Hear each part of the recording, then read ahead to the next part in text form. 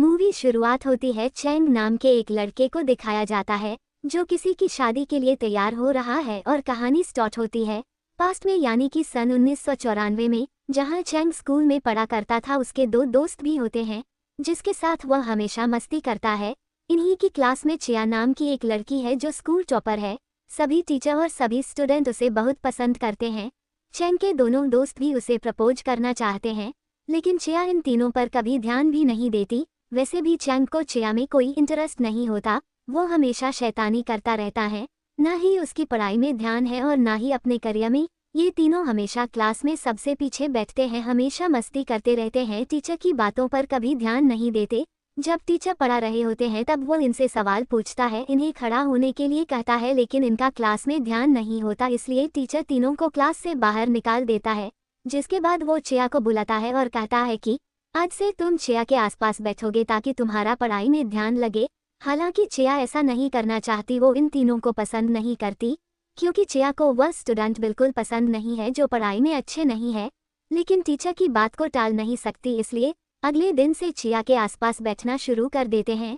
जिस बात से चैंग के दोनों दोस्त बहुत खुश है क्योंकि वह चिया को बहुत पसंद करते हैं। लेकिन चैंग को इस बात से कोई फर्क नहीं पड़ता। क्लास में चिया की एक दोस्त भी होती है जो कि बहुत अच्छा स्केच बनाती है। चैंग उसका मजाक उड़ाता है, जो बात जिया को बिल्कुल पसंद नहीं आती और चैंग को बहुत डांटती है। चैंग चुपचाप उसकी बातें सुनकर वहां से चला जाता है।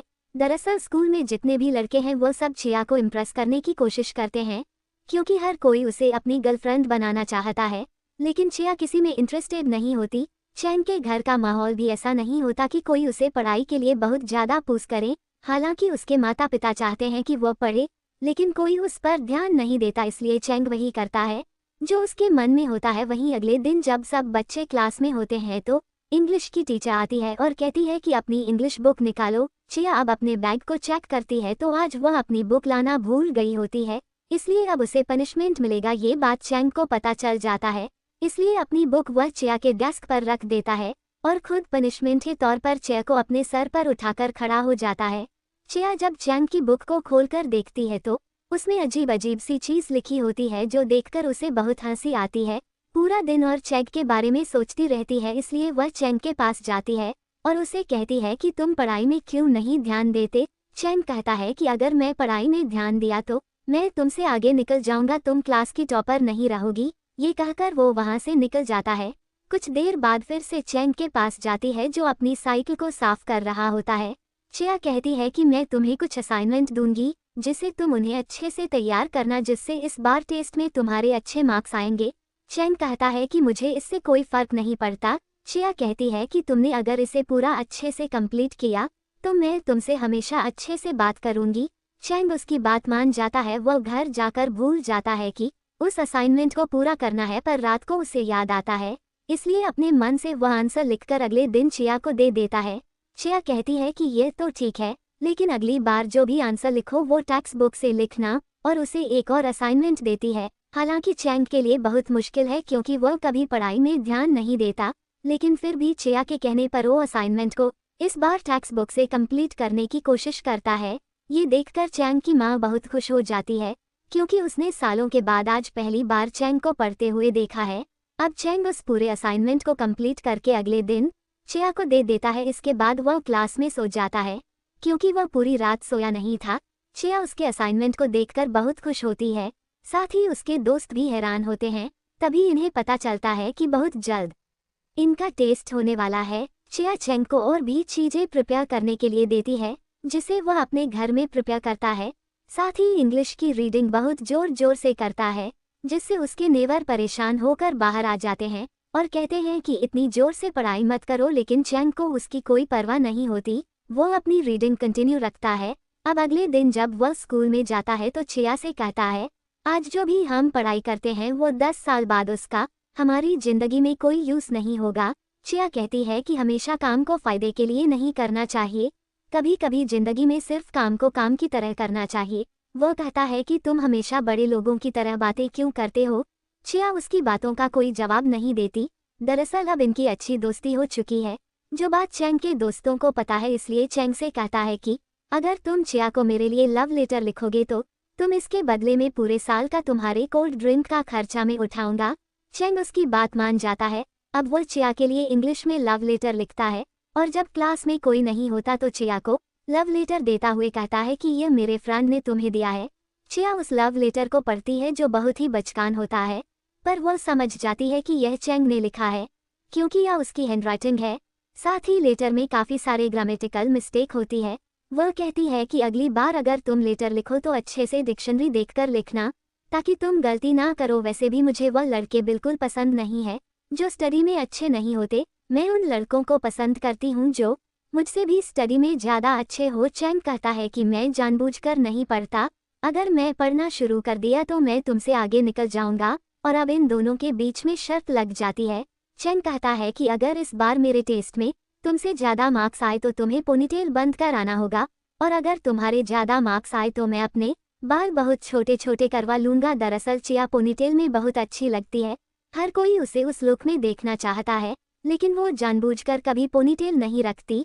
और अब शर्त लगने के बाद चैंग बहुत ज़्यादा मेहनत करता है और दिन रात पढ़ता रहता है। फाइनली वह दिन आ जाता है जब इनका टेस्ट है। चैंग टेस्ट में बहुत अच्छा परफॉर्म करता है और जब रिजल्ट होता है तो चिया दूर से हाथ हिलाता है और बता देती है कि उसके मार्क्स उससे ज़्यादा है, यानी कि चैंग हार गया। इसलिए वो मजबूरी में उसे अपने बाल कटवाने पड़ते हैं। सब उसके नए लुक को देखकर बहुत हंसते हैं। चिया को भी उस पर बहुत हंसी आती है, लेकिन चैंग के मार्क्स इस बार बहुत अच्छे आए होते हैं, इसलिए अगले दिन जब चिया स्कूल आती है तो वो पोनीटेल बनाकर आती है। सब उसको देखते ही रह जाते हैं और अब चैंग को मोटिवेशन मिल जाता है। वह तय करता है वो पढ़ाई में और भी हार्ड वर्क करेगा। अब जब ये सब के सब क्लास में पढ़ रहे होते हैं तभी वहाँ पर गार्ड आता है और कहता है कि किसी ने पैसे चुराए हैं, मैं सबकी तलाशी लूँगा। लेकिन चैंग और उसके दोस्त कहते हैं कि तुम ऐसा नहीं कर सकते, ऐसा करने से सबके बीच में दरार पड़ जाएगी। जिया भी उसका साथ देती है, जिसके बाद चिया के सपोर्ट में सभी बच्चे खड़े हो जाते हैं और अब चिया, चैंग और उसके दोस्तों को सजा दी जाती है। सजा के तहत उन्हें क्लास के बाहर हाथ ऊपर करके खड़ा रखना पड़ता है। ये चिया की पहली सजा है, इसलिए वह उसे बहुत रोना आ रहा होता है, पर चैंग उसे मोटिवेट करता है और कहता है कि तुमने बहुत अच्छा काम किया, तुम बहुत ब्रेव हो। उनकी बातें सुनकर चिया को भी हंसी आ जाती है और अब इनका हाई स्कूल खत्म हो चुका है और आज फेयरवेल पार्टी होती है जिसमें सब बहुत एंजॉय करते हैं। अब ये सब के सब कॉलेज में अपनी फोर्थ स्टडी के लिए जाएंगे। इन सब का इंटरेस्ट एग्जाम हो जाता है, जिसके बाद ये सब पिकनिक के लिए जाते हैं जहाँ पर चैंग और चिया बहुत एंजॉय करते हैं। इनमें से कुछ ऐसे भी स्टूडेंट हैं जो एब्रॉड जाकर पढ़ाई करना चाहते हैं। चैंग कहता है कि मैं कुछ अलग करना चाहता हूँ जिससे दुनिया को फ़ायदा पहुँचे। जल्दी इसके इंटरेस्ट एग्जाम का रिजल्ट आ जाता है। चैंग चिया के पास जाता है जो बहुत परेशान होती है और रो रही होती है। वह कहती है कि मैं बचपन से लेकर अब तक सिर्फ पढ़ाई की हूँ और मेरा उस कॉलेज में एडमिशन नहीं हो पाया जिसमें मैं एडमिशन लेना चाहती थी। चैंग कहता है कि मैं तुमसे कुछ कहना चाहता हूँ, तुम मुझे पसंद करते हो। अब अगली सुबह जब चिया अपने कॉलेज के लिए निकल रही होती है तो चैंग कहता है कि कभी किसी को डेट मत करना। इसके बाद ये दोनों अपने अपने रास्ते में निकल जाते हैं। चैंग भी अब हॉस्टल में रहता है जहाँ पर उसके बहुत सारे रूममेट्स हैं। चैंग चिया दोनों की जिंदगी बदल चुकी है। चैंग हर रात को उसे कॉल करता है जिसके लिए वह अपने डिनर के पैसे भी बचा लेता है और बार बार वह उसे एक ही बात कहता है कि तुम किसी और को डेट मत करना और वेलकम पार्टी में किसी के साथ डांस भी मत करना। वह कहती है कि तुम कुछ और भी बातें कर सकते हो। इसी तरह कुछ और महीने भी बीत जाते हैं और क्रिसमस पर ये दोनों के दोनों अपने घर जाते हैं जहाँ पर यह एक दूसरे के साथ अच्छा वक्त बिताते हैं। यह अलग अलग जगह पर घूमने जाते हैं जो कि इसके लिए एक यादगार की तरह होता है। चैंग चिया से कहता है कि मैं तुमसे बहुत प्यार करता हूँ, लेकिन चिया रहती है कि तुम मुझे जैसा सोचते हो मैं बिल्कुल वैसी नहीं हूँ, घर पर मैं बिल्कुल अलग हूँ। चैंग कहता है कि मुझे इससे कोई फर्क नहीं पड़ता और अब रात को एक फायर बैलून पर अपनी विश को लिखते हैं जिसमें चैंग ने लिखा होता है कि मैं हमेशा तुमसे प्यार करना चाहता हूँ। चिया कहती है कि क्या तुम मेरा आंसर जानना चाहते हो। चैंग कहता है कि मुझे कोई फर्क नहीं पड़ता, मैं सिर्फ तुमसे प्यार करना चाहता हूँ। और इसके बाद यह उस बैलून को आसमान में उड़ा देते हैं। ये दोनों एक दूसरे के साथ बहुत खुश है और अब चैंग को लगता है कि उसे चिया को और भी ज़्यादा इम्प्रेस करना चाहिए। वह ब्रूस ली का बहुत बड़ा फैन होता है, इसलिए वह कंपटीशन में हिस्सा लेगा। इस बारे में चिया को बताता है। चिया उसे मना करती है क्योंकि वह नहीं चाहती कि उसे कोई भी तरह का हार्म हो, पर चैंग चिया की बात नहीं मानता और वह उस कंपटीशन के लिए जाता है जहां पर उसे एक लड़के से लड़ना होगा। चैक को लगता है कि वो आराम से उसे हरा देगा, लेकिन वो चैक को बहुत बुरी तरह से मारता है। चिया उसके लिए परेशान होती है, इसलिए वह भी उस मैच को देखने के लिए आ जाती है। चैंग इस मैच को हार जाता है, जिसके बाद चिया उसे कहती है कि तुम्हें इस तरह की चिल्डिश हरकत नहीं करनी चाहिए, ये सब तुम पर शूट नहीं करता। चैंग कहता है कि हाँ, मैं चाइल्ड्स हूँ, इसलिए अब तक तुम्हारे साथ हूँ, और यह कहकर गुस्से में वहाँ से चला जाता है। चिया वहाँ पर उसका इंतजार करती है, लेकिन चैंग वापस नहीं आता और इस तरह से इन दोनों का ब्रेकअप हो जाता है। अब बाकी लोगों को पता चलता है कि इन दोनों का ब्रेकअप हो चुका है, तो सब बहुत खुश हो जाते हैं। चैंग के वह दोस्त जो चिया को बहुत पसंद करता है, वह चिया से मिलता है और उसे प्रपोज करता है। चिया उसकी बात का कोई जवाब नहीं देती, जिसके बाद वह चिया से और भी कई बार मिलता है, जो बात चैंग को पता चल जाता है। चैंग को लगता है कि वो दोनों डेट कर रहे हैं। एक दिन चिया चैंग के दोस्त के साथ जब एक कॉफी हाउस में बैठी होती है, तो देखती है कि बाहर एक कपल लड़ रहा है, लेकिन जल्दी वह एक दूसरे के करीब आ जाते हैं। चिया को भी एहसास होता है कि उसे चैंग को कॉल करना चाहिए, सब कुछ ठीक कर लेना चाहिए, लेकिन वह चाह कर भी उसे कॉल नहीं कर पाती, ना ही चैंग उसे कॉल करता है। ये दोनों एक दूसरे को बहुत मिस करते हैं, लेकिन कॉल ना करने की वजह से इन दोनों के बीच में बहुत दूरियां आ जाती है। 2 साल बीत जाते हैं, इन दोनों ने एक दूसरे को कभी कॉल नहीं किया। एक रात को बहुत बड़ा अर्थक्वेक आता है।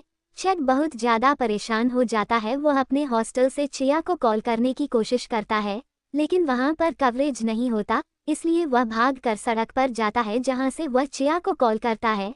चिया उसका कॉल रिसीव करती है और कहती है कि मैं पूरी तरह से सेफ हूँ। वो पूछती है कि पिछले 2 सालों से तुमने मुझे कॉल क्यों नहीं किया। चैंग कहता है कि तुमने भी तो नहीं किया, तुम भी तो मुझे कॉल कर सकती थी। वो उसके बॉयफ्रेंड के बारे में पूछता है। चिया कहती है कि मैंने कभी किसी को डेट नहीं किया। दरअसल चैंग को अब तक यही लग रहा होता है कि वो उसी के दोस्त को डेट कर रही है, पर चिया बताती है कि मैंने उसे कभी डेट नहीं किया, मैं हमेशा उसके अंदर तुम्हें ही ढूंढती रहती थी जो मुझे कभी नहीं देखा। वो पूछता है कि तुमने मेरे साथ ब्रेकअप क्यों किया। चिया बताती है कि हम दोनों ने जो पल एक दूसरे के साथ बिताए वो बहुत खूबसूरत थे, वो किसी मैजिक की तरह थे, लेकिन जैसे जैसे हमारा रिश्ता आगे बढ़ रहा था वह मैजिक खत्म हो रहा था, और मैं ऐसा नहीं चाहती थी। चैंग कहता है कि मैं विश करता हूँ कि हम किसी दूसरे दुनिया में, यानी कि पैरेलल यूनिवर्स में हम दोनों हमेशा एक दूसरे के साथ रहे। तो चिया उसकी बात का कोई जवाब नहीं देती। कुछ और वक्त बीत जाता है और अब इन दोनों की ग्रेजुएट भी कंप्लीट हो चुकी है। अब सब अपनी फोर्थ स्टडी करना चाहते हैं, लेकिन चैंग अब लेखक बनना चाहता है, इसलिए वह लिखना शुरू करता है, और उसी ने अपनी पूरी कहानी लिखी होती है, जो वहाँ अपने दिमाग में इस वक्त सोच रहा होता है, जहाँ पर वह किसी की शादी के लिए तैयार हो रहा होता है। ये जितने भी स्टूडेंट थे, इन सब ने बड़े बड़े सपने देखे थे, लेकिन अब सबने अपनी जिंदगी के साथ कॉम्प्रोमाइज कर लिया है। हर कोई जॉब करता है। उनकी पूरी क्लास में सिर्फ एक ही लड़की कामयाब होती है, जो जिया की फ्रेंड थी, जो कि स्केच बनाया करती थी। अब वो एक बहुत बड़ी आर्टिस्ट बन चुकी है और वो कंपनी प्रेजेंट में आती है। यहाँ पर चैंग शादी के लिए तैयार हो रहा होता है। वह शादी में जाता है जहाँ पर उसके सभी क्लासमेट भी होते हैं। यह एक तरह का रियूनियन भी होता है, और तभी वहाँ पर ब्राइड आती है, जो कि चिया होती है। दरअसल आज चिया की शादी है, लेकिन चैंग के साथ नहीं, बल्कि उसकी शादी किसी और के साथ हो रही है। चैंग देखता है कि चिया बहुत खुश है, उसे खुश देखकर वह बहुत खुश होता है, और मन ही मन में सोचता है कि प्यार का मतलब पाना नहीं, बल्कि प्यार का मतलब होता है कि उस इंसान की खुशियों में खुश होना जिससे आप प्यार करते हैं। और चिया को खुश देखकर चैंग भी बहुत खुश होता है, और अब सब के सब फोटोज खिंचवाने के लिए चिया और उसके हस्बैंड के पास जाते हैं। वहीं पर एक लड़का होता है जो चिया के हस्बैंड से पूछता है कि क्या हम चिया को किस कर सकते हैं। उसका हस्बैंड कहता है कि हाँ, लेकिन सबसे पहले तुम्हें मुझे किस करना पड़ेगा। चैंग ये बात सुन लेता है और वो चिया के हस्बैंड को एक जोरदार किस करता है, जिससे चिया और उसके दोस्त जोर जोर से हंसते हैं। इसके बाद चैंग चिया के पास जाता है और कहता है कि मैं हमेशा चाइल्डिश ही रहूंगा। यहाँ पर इन दोनों को एक दूसरे के साथ बिताए हुए पल याद आते हैं, जो इन दोनों के लिए खजाने की तरह है, जिसे ये हमेशा अपने दिल में छिपा कर रखना चाहते हैं।